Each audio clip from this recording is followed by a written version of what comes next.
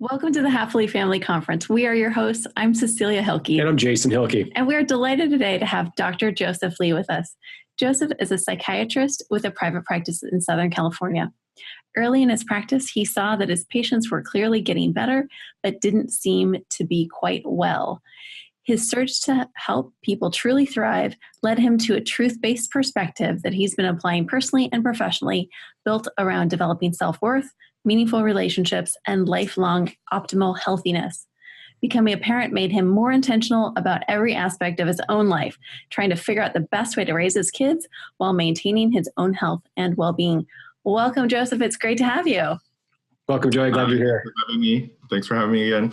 Absolutely. It's always great talking to you. And I'm going to call you Joey just because I can't help but call you Joey. So everyone watching this knows, like, Dr. Lee or Joey. Or Joseph. Or okay. Joseph. So I wanted to start by asking you, there's a lot of attention, especially in the US, around school safety and violence and parenting and mental health. And before we delve into those topics, because I wanted to talk to you today about how we can raise kids so that they don't have to become violent when they grow up. But anyway, before we delve into that, I wanted first to ask you about the impact of violent video games and how that helps or doesn't help kids with becoming violent in the future or even in the present. Right. And I think that that's probably a good place to start because that's a pretty common concern that does come up almost every time, there's a serious incident with a school shooting or something like that, almost always. And this includes, the most recent event here in Florida where people immediately brought up, that maybe one of the causes of teenagers becoming violent or specifically around gun violence has to do with types of video games that they play. So interestingly, this is not a question that should be particularly mysterious or remain mysterious because there has been a significant amount of research by a lot of different people over time looking at this question of whether or not video games, and specifically video games that have violent content, do they lead or compel people to become violent? And when you kind of look at all of it, even conservatively, you would say that it's pretty inconclusive, meaning that there's no clear sign where you can create a cause and effect. But if you really actually are trying to make the case that video games are a big part of the problem, then you would definitely say that the answer is actually it's not. You can conclude at least that much. And if you're really kind of scrutinizing why that is, you can kind of break it down. And I think we're going to go into this discussion as to, how do people kind of learn what ultimately their behaviors or learn what's normal for them. And a lot of it has to do with experience, especially if we're talking about kids. And so when you break down this idea of what exactly is a kid learning or experiencing when they're playing a video game, and you can kind of look at the brain activity, let's say, because it's a pretty common way for us to try to do things or explore things, at least in modern psychology. We use brain scans. We kind of see what parts of the brains are lighting up. So when kids play video games, what you really see is activity in places like their visual spatial cortex, parts of their brain that are using like coordinating, what they're doing with their hands and a controller, with the reaction time of what they're seeing on the screen. There's a lot of social aspects to playing video games now. You can chat with your friends, you can talk to them. And so you kind of see all those expected things. But, regardless of the content, you don't actually see parts of the brain that are connected to like anger or aggression or violence lighting up. You mostly see everything else I kind of described. You see kids kind of having fun, and those parts of the brains light up too. They're being entertained. So that's probably the best explanation as to why, looking at the details, playing video games, including video games that have content, is because you don't actually have an experience of aggression or violence really when you're playing these games. And I know that that's kind of maybe counterintuitive in some ways, because you're like, if you're watching violent content in movies and TV and video games, on some level, it would seem logical that that creates a disposition towards that. But when we look at the sort of what's happening inside the kid's brain or how they're learning, what they're experiencing, that's the big reason why you probably wouldn't actually see an association. And again, the large body of evidence doesn't really show that. So then if we can't point the finger at video games, we're looking to point a finger at what is causing this kind of violence. I won't ask you where do you think we should point the finger, but I'll actually ask instead, are there types of parenting styles, because that's what we're here to talk about, is parenting. Yeah, or practices. Or practices that lend themselves to kids growing up and becoming more violent. Right. So connecting then what I just described as how experiences teach us expectations, and how in video games you don't actually see people experiencing aggression or violence in those video games. When you look at childhood experiences where kids do experience things related to violence, then that is a predictive experience for future violence. And so namely what we're basically saying is, things like corporal punishment, spanking, abuse, physical abuse, emotional abuse, those experiences in childhood do correlate with future experiences of violence themselves. And there's lots of different ways to kind of look at that. So there's a pretty comprehensive and widely cited study, a big meta-analysis done by some researchers in Texas. They looked at the decades of research regarding normal spanking. So they specifically try to avoid looking at studies where you talk about physical abuse. So they're talking about the normal parenting practices of spanking in that context. And so they only chose those studies. In the end, the cumulative data was able to look at about 50 years of research and about 160,000 children, cumulatively in all these studies. And what they found was a couple of things. The most important is that they found that there's no actual link that shows that spanking actually works. If the goal of spanking is some sort of short-term or long-term behavior change, that's one big conclusion of that particular sort of meta-analysis, is that it doesn't really actually get what you want to happen, which is short-term or long-term behavior change or compliance. And then when you follow it out, different variables of, let's say, future aggressive behavior or predictions of future violence for those kids, those studies actually do predict that, if you are spanked, that you're more likely to be aggressive, physically aggressive yourself, including in your own childhood. Or there's like long-term studies that follow up and show that those same kids that were spanked are more likely to perpetuate violence, let's say, in their future romantic relationships and their dating relationships, to be physically abusive in their marriages. So the study, this meta-analysis, one, again, shows that there's not a lot of evidence that it's an effective strategy for parenting in terms of changing behavior. But if we're looking at what research can show or point to as to what is a predictor of violence, one of the things is looking backwards and saying, was this kid spanked? And again, what's important about this study is that it was not related to abuse, right? This is related to, normal practices of discipline in parenting with spanking. That's really interesting. And why do you think that spanking is not effective? Well, I think that, as much as we would want our kids to learn whatever the detailed lesson is in that moment, you're being punished because blank. what happens, realistically, when I think a kid is being or is anticipating getting spanked or disciplined in a physical way, that part of the brain that is going to like learn this sort of like complex moral lesson of what is right and wrong is not the most active part of the brain. At that point, it really is fear. It really is what they anticipate is about to happen, which is they're going to get punished. It's going to hurt. They're going to experience pain.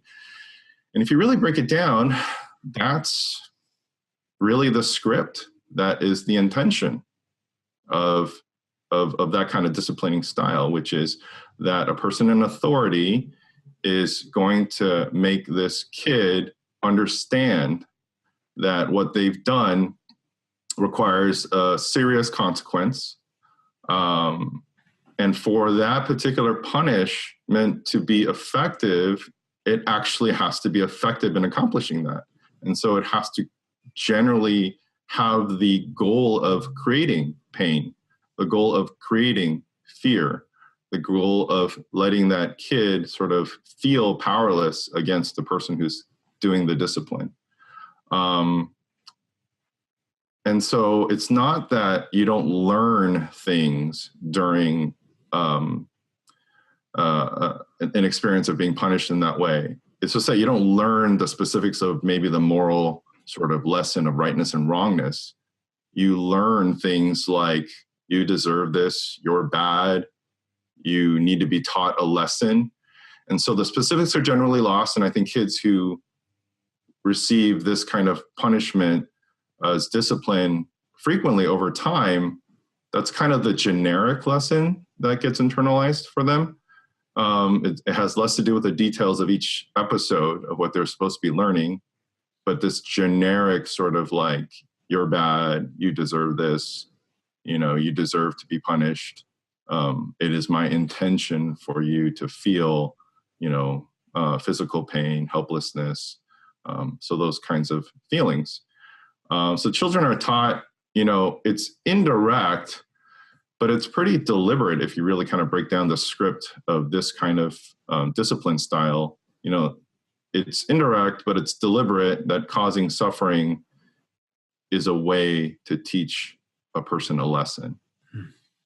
And so when you kind of like think about it in that way, then it kind of makes sense that if they ever find themselves in the other role, that they want to teach somebody else a lesson, that somehow in their mind they have the script and they would say the same thing, right?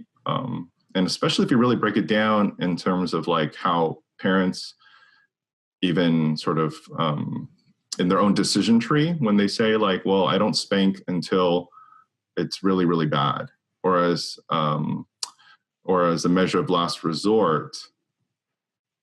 And if you really follow that script again, it goes something like this. Well, first, I tried to talk to you about it, but you didn't listen. So then I did this other thing, and that didn't work either.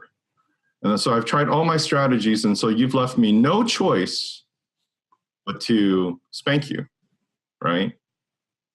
And that script in itself, you can kind of see that maybe in other situations where kids might be violent to other kids, or like we said earlier, as a predictor of future violence, you could see that that's maybe the exact same script. I tried talking to my girlfriend. I tried to reason with her. She wouldn't listen. I tried all these other things. And so now you've left me no choice. In order for you to really hear and learn what I'm trying to teach you, me causing you suffering and pain is necessary. Wow. Yeah. Such an uncomfortable conversation. I mean, I have to just acknowledge, like, it's not like this isn't light and airy. This is like really serious. And I think, at least for me, I have a lot of baggage from growing up that comes with this. And I wonder, I have all kinds of questions for you about this. It's just, I know you wanted to say something. No, it's okay. So Joey, if Oh, good grief. First, I want to just say how much I can really empathize with parents who really, they don't know what else to do. Like that is like, they really are at the end of the rope. Like they're right there saying, you've left me no other choice. Like another way of saying that is like, I don't know what else to do. And I really care about you. And I really want you to learn this because it's really important that you don't run out in the street or whatever it is, but I don't know what else to do. And this seems to be the thing that I'm supposed to do as a parent. Right. So what can a parent do instead? Well, I think that, just to validate what you're saying, I think that most parents aren't going out of their way to try to like arrive at that place. And I think that parents themselves are feeling a certain degree of helplessness when they themselves are arriving at that place where like, I think this is necessary. When you actually look at surveys of parents who do spank, it's kind of like, it's very telling where most parents, I'm going to estimate, I forgot the numbers, are like 60, 70% of parents, when they get asked, will say something like, every once in a while, a kid deserves a good spanking, right? So there's like this majority kind of opinion when surveyed or asked, right? So the idea is that in our general belief system, there's lots of people that think that it still has a place somewhere, right? So that's one. At the same time, those same surveys will ask those same parents, like, how effective do you really think that spanking is in terms of getting your outcome? And it's also a pretty high percentage of parents that will say like, but at the same time, I don't think it really works, So just to reinforce, like, this is not like a straightforward line of reasoning for most people. And so it's not necessarily coming from a place of like pure logic. It is probably coming from more a place of really positive intention still, but a lot of it is helplessness, again, on the part of the parent, right? And then, so your question though is, if not that, then what else? And I think, this is a heavy topic. Obviously, this is, the conference is called Happily Family. We're not quite in that space right now, but really, I think that it has to do with a lot of things that we do try to talk about frequently as what we think of as evidence-based, relationship-oriented strategies that relate to, those big goals that we have as parents, right? Obviously, as parents, we don't want our kids to grow up and become adults that solve their problems with aggression or violence. We want our kids to be kind and generous, conscientious, giving, thoughtful, competent. And so, it still does come back to the framework that says, we're trying to get our kids from as early as possible to develop the self-awareness and the insight regarding their own thoughts and feelings. And as parents, we're trying to coach them to develop the skills that eventually they'll be able to do on their own in terms of managing their own thoughts, feelings, drives, emotions. And so I think the types of parenting strategies that we're still talking about in all these moments are related to figuring out and helping our kids figure out, why they're doing the behaviors, why they're that emotional in those moments, why they can't sort of just listen. There's a lot of questions in there, especially in those moments when the parents, again, are feeling helpless and overwhelmed. What is going on in that moment? I think what's helpful, in those moments is to not sort of focus on like, what can I do to stop this behavior? But really to kind of say like, wow, this is kind of like the worst I've seen, really. Because again, those typically are those moments, right? Like, I'm overwhelmed. I don't have any tools. I don't know what's going on with my kid. my kid is also clearly unable to manage their own behavior. They seem kind of confused or out of sorts. We should pay attention to those moments and saying, yeah, this is an exceptional moment. What is going on with our kids?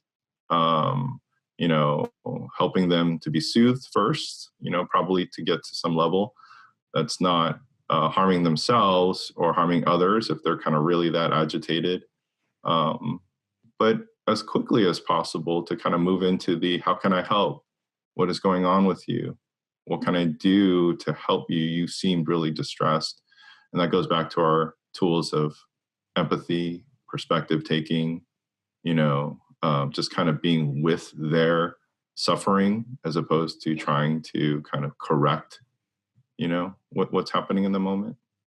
That's good. Right. I asked you a very big question, I recognize, and I appreciate the way that you talked about it, and that I just want to acknowledge that it's there's not a simple, oh, here's what you do. You just do this, or you just say this, because relationships are not that simple, and communication's not that simple and easy, and there's feelings involved, and empathy is a key to all of that. So I just want to acknowledge that I kind of set you up for an unfair question there. Yeah, it's a big philosophical shift too, right? I mean, I think we can admit that going from a behaviorally oriented parenting perspective to one that is socially, emotionally oriented, those, those are fundamentally different perspectives, I think, and approaches. So that's part of the challenge of a complex question too. Yeah. It is complex. And so because of that, I want to summarize a little bit where we've been, because you brought up so many good points.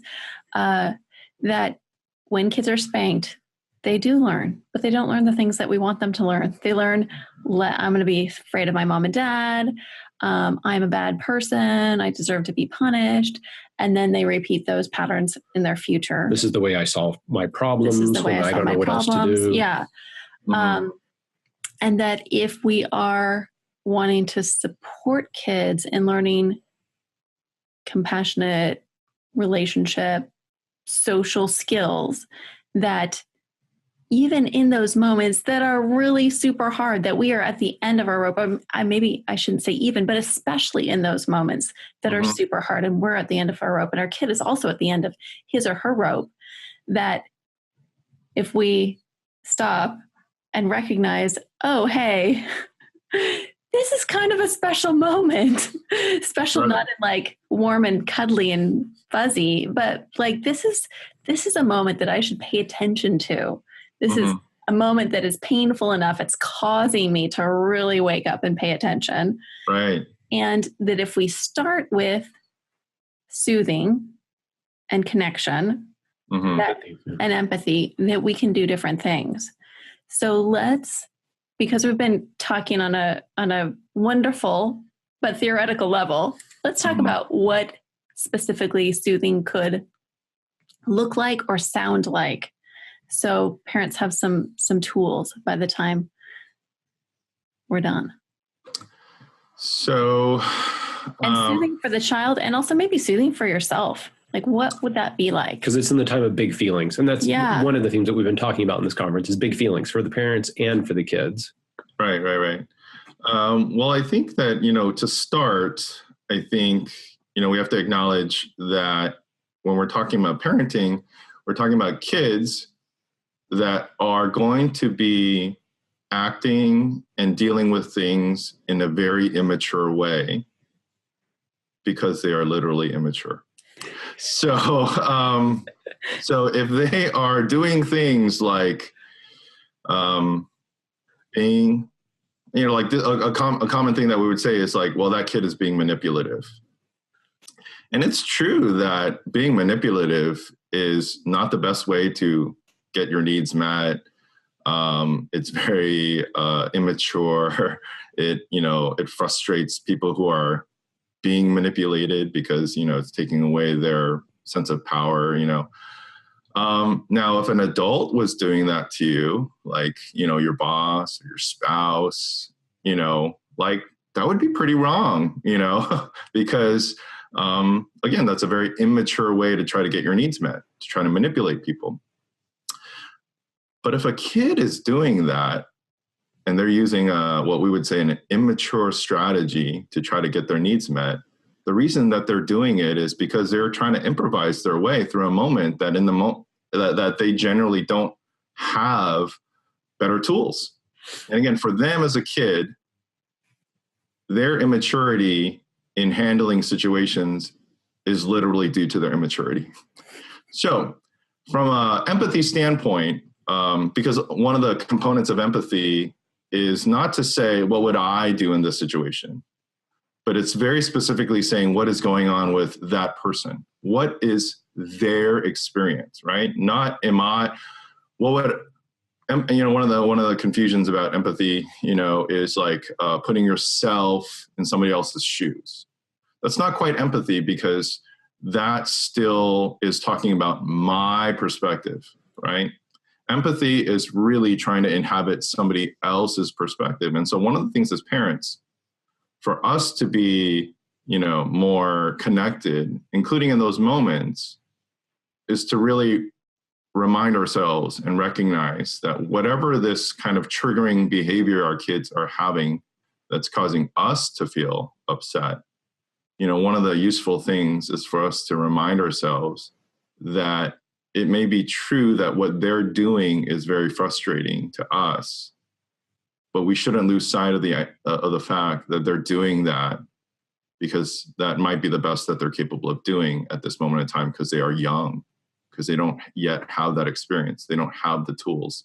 So that's why it looks so immature, because it really is.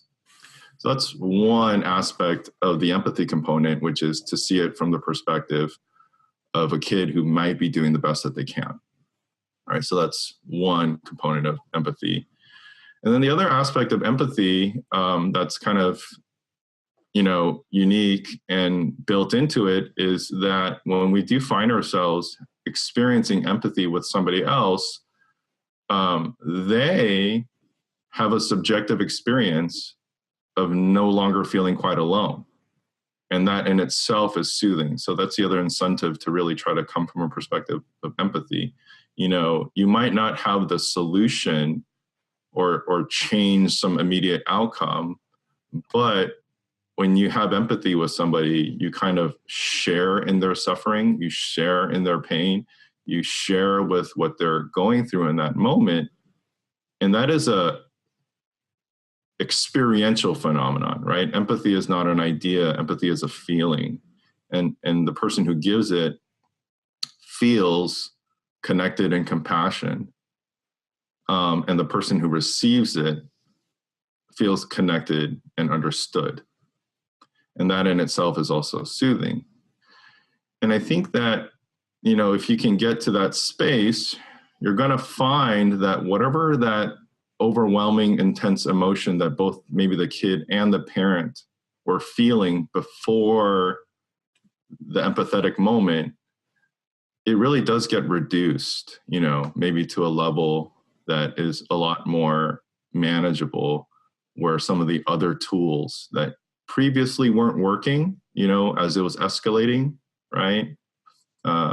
Different ways of communicating, naming the feelings, narration, a lot of these sort of tools that we talk about that parents can use.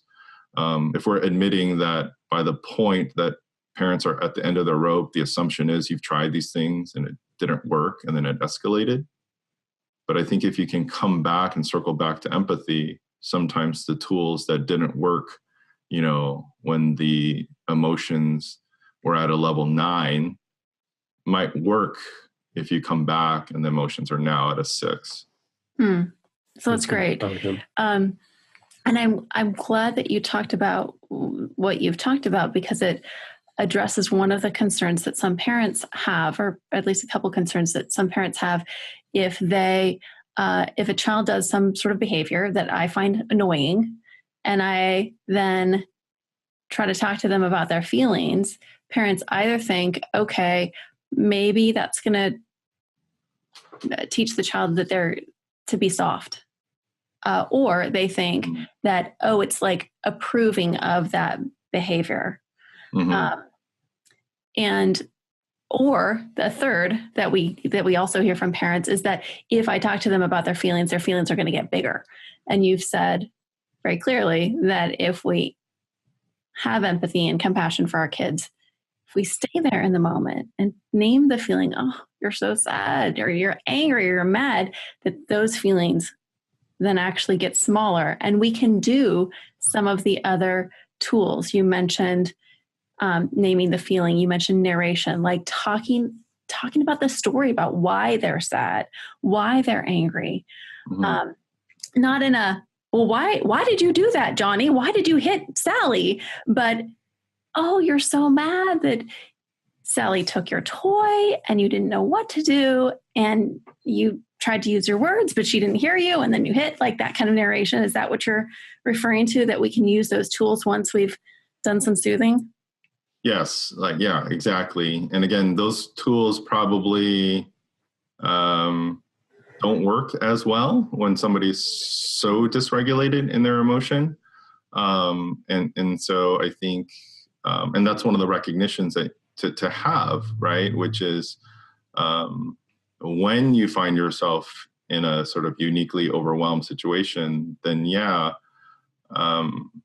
goal in those moments is probably to try to bring some emotional regulation for both parties, for the kid and the parent. You brought something up, though. A couple of things that you said reminds me of, I think, something that's worth talking about. You mentioned, that people have concerns that talking about feelings might be like soft, and I think that also relates to coming back to maybe the question or the topic that we kind of started off with, which is, the issue of violence. One of the things that we know is that, boys probably do struggle a little bit more with the most serious forms of violence, whether that's, the propensity for people in domestic relationships to be abusers are more likely to be men. Gun violence is way more likely to be perpetuated by men.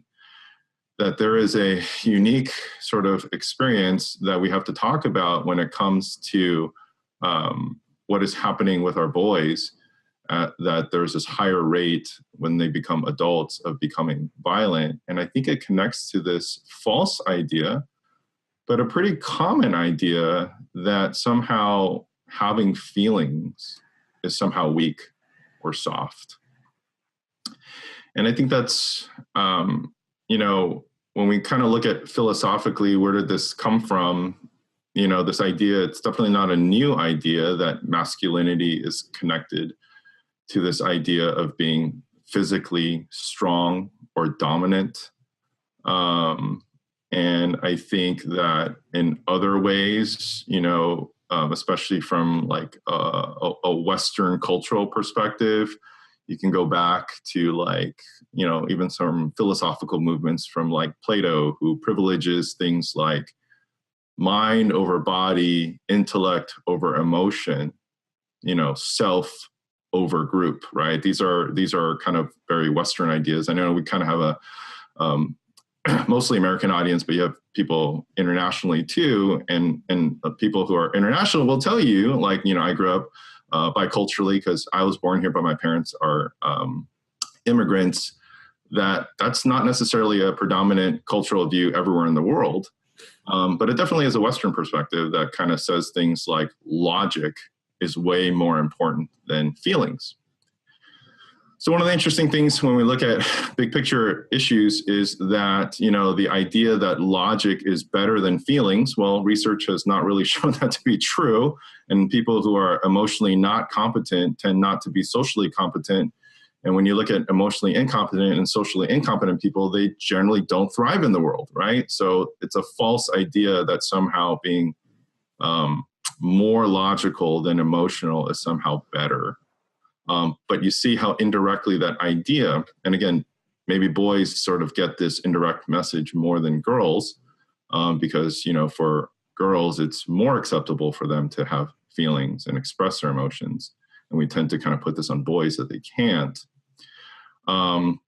And so I think maybe one of the things to be aware of in terms of our biases, especially for our parenting our boys, is that we almost have to go out of our way to send the message that emotional competency is a very important skill set for our kids to develop. And again, we might have to go out of our way to kind of really reinforce that idea with our boys. And what emotional competency means and really starts with is that we have to communicate that feelings are not only normal, but that they're good. And that includes feelings that don't feel good. Things like stress or loneliness or embarrassment or guilt or anger. You know, those are all feelings, they're emotions, they don't feel good, but they're actually all very important and purposeful for us to be able to acknowledge that they're part of our human experience. And they're not things to kind of like push to the side so then we can hurry up and get to things like being rational and logical. That we're less rational and less logical if we're always avoiding what our feelings are telling us. So I think when you kind of predict where some of these things can go, if a person has a lot of this chronic pent up emotion and they find themselves in the situation where they're angry or they're resentful or they're really lonely, but again, they haven't had this lifelong experience of how to coach themselves through this emotion, that it's easy in those moments when you're kind of feeling that intensity of negative emotion to go back to some old scripts, especially if you think other people are responsible for making you feel this way, right? And that old script would be that old script that we talked about that says, you know, I've tried everything, nothing is working. You, who are the source of causing me to feel this way, you're bad. You deserve to be punished. And in order for you to learn, I'm going to be the one that has to teach you through causing you suffering and causing you pain. And that's scary, right? But it's understandable how, you know, in this sort of complex fashion, having learned that when you were really young, that again, this is how people are taught lessons when you're at the end of your rope. And then also if those same kids, and again, boys maybe more than girls, are deprived of this kind of emotional coaching, are more likely to walk around with those feelings that they've had their whole lives. Because again, just because you don't talk about emotions doesn't mean that they go away, you know, and they become unhealthy and they become chronic. And you can see how there's a buildup of emotions that haven't been dealt with for a really long time. And some of them are going to be those really unpleasant negative ones, right? So you can kind of see how it all comes together, maybe in different ways, that it's, yes, the experience of learning, of being punished in a certain way, you know, and that script becoming your script as to how it's done, how you teach people, you know, lessons through causing them harm. And then you can also see that vulnerability of never having developed an alternative skill set as to what am I supposed to do with all this unpleasant emotion. Yeah. And so you kind of see how a person can end up in that space where their coping strategy becomes violence. Yeah. So you said so much great stuff. Yeah, no I want to see if I can summarize it and you tell me if I've gotten it. Okay. So we see, if I were to break it down, there's basically two kinds of scenarios where a child has some big feelings. They have anger, upset, and they do a behavior. Maybe they hit. A parent could come in and say, Johnny, you're not supposed to hit. I'm going to spank you because you're hitting. And the child learns, oh, wait, I'm going to be scared of my parents.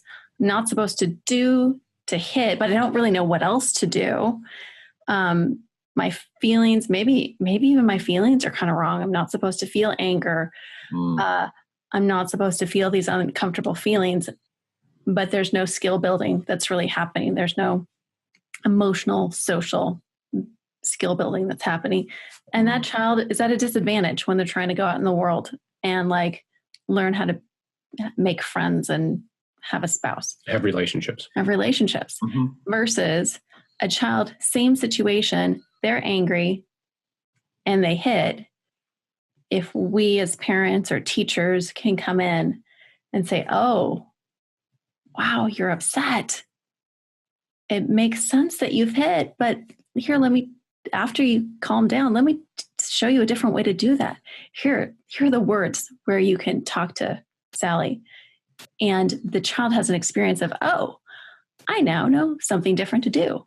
I can actually get my needs met in a more fulfilling way. Mm-hmm. And then that builds competence and skills for them to go out in the world. They're not trying to avoid their feelings. Mm-hmm. Because they're continuing to be surrounded by people that validate and understand their feelings and their behavior. And they learn how to express their feelings in even more appropriate ways besides going into the hitting or some of those basic patterns. Would you say that that's a good summary? That is a good summary. And I would just want to also emphasize that we're not saying to not feel angry. We're not saying that you can't have these emotions.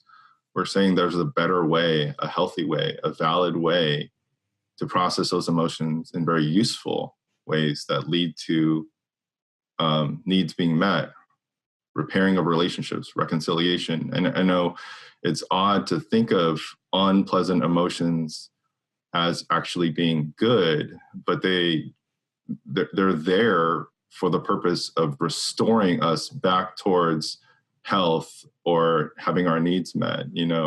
One of the analogies I like to use is to kind of think about how, like, we have other physical signals that we become accustomed to, like hunger or thirst. And we've learned somewhere in our childhood pretty early on what those signals are supposed to mean. Now, most people don't love feeling hungry or love feeling thirsty. And at the same time, if you kind of understand how that works, the sooner that you're aware that you're hungry and the sooner that you're aware that you're thirsty, it doesn't escalate to this sort of intense, more unpleasant feeling. And you get your needs met, you go eat something, you go get something to drink. At the same time, if you're aware that you're hungry and you're like, I'll eat something in an hour, and then you get busy and you don't, and then 2 hours later, 3 hours later, that feeling does evolve into something that's not as good. Then you get lightheaded and you have low energy, and then your choices get worse. Instead of like sitting down and eating a nice healthy lunch, your blood sugar's so low, you start having cravings and you just eat like a cookie.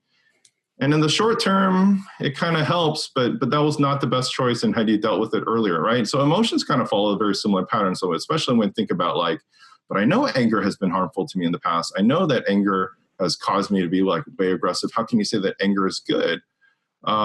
Well, earlier, again, and this has to do with emotional competency. If we learn these skills and we recognize it early and we know what it's for, when we're a little irritated or when we're frustrated, we can learn to take some of that feeling, and it helps us be assertive.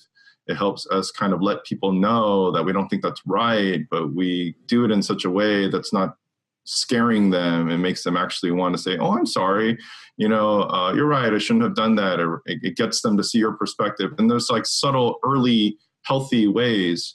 And again, even as I'm saying this, I imagine most people are like, wow, I haven't heard that before.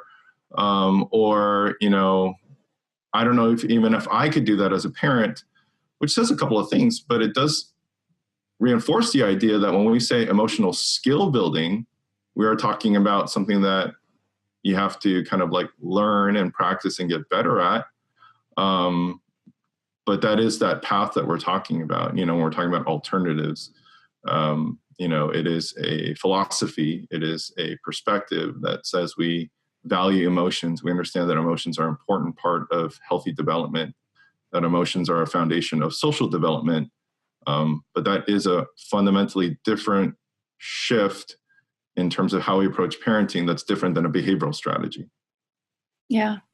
And I want to add, if you are a parent that thinks, oh my gosh, I don't really have these skills, parenting is a wonderful curriculum. Learn alongside your kids. When they're babies, empathize with them and they're crying. Oh, wow, you're upset right now.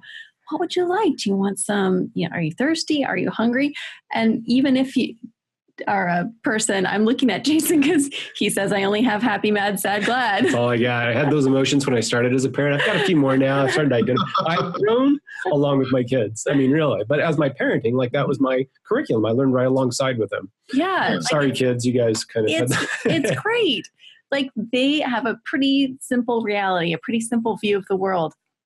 It's not that hard to figure out what they might be thinking and how they might be feeling in any particular moment. It's a really great way to learn and for us to parent and also to build our own emotional skills. So, and I want to say that if anyone's interested in your perspective and what you're talking about with anger in particular, we did an interview with you a while back specifically on anger. Right. And I would just encourage anyone to go to our website, go to the blog, search on anger. And you just got a fantastic video on that. It's a whole different view on anger that opened up our eyes and many parents' eyes about that.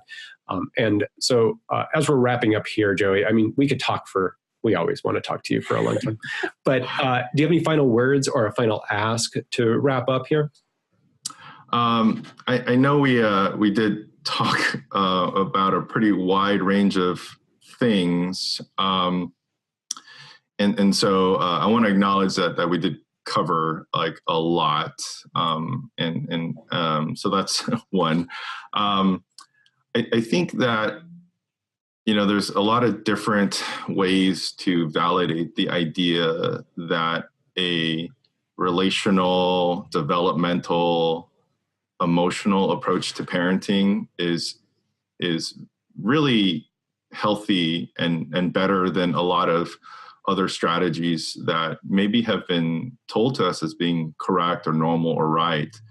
But I think when we focus on, relationships, when we focus on being developmentally appropriate and seeing our kids through the lens of them being children and still maturing, and when we acknowledge that, emotions are a normal and healthy part of being healthy, both as kids and eventually as adults, I think that that's kind of the background to really kind of talk about, these things and that we can be very specific about. We can talk about what are the negative consequences if we have other approaches. And one of the negative consequences we're being very specific about today is saying that, it could lead to very scary and harmful things like violence.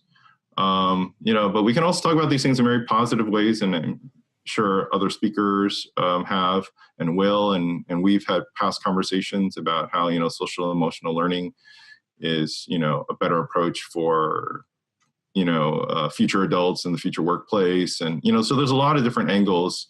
And so I just kind of want to emphasize that this larger banner of being socially, emotionally oriented is a pretty valid way, not just to kind of be specific and like, well, I don't want to raise a violent kid, it's just one of many things that we know is a better and healthier and more fulfilling way to kind of parent, and also does lead to the very thing that I think we all want as parents for our kids, which is we want them to eventually become healthy, thriving adults, right? And I think that that's also the path.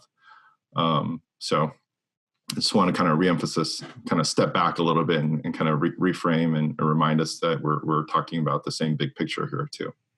Every time we talk to you, my mind's blown. I think every conversation we've had with you, I'm like, whoa, like, yeah, we talk about this stuff all the time and we look at this all the time. But every time I talk to you, I'm like, man, such a great perspective. And you just put it all together. So thank you again for doing that with us. And yeah, it was a wide ranging topic here that we had, and yet so valuable. And what would be the best way for people to follow you online or to find out more about what you have to offer? So I think my online hub is my website. It's mentalhealthiness.com.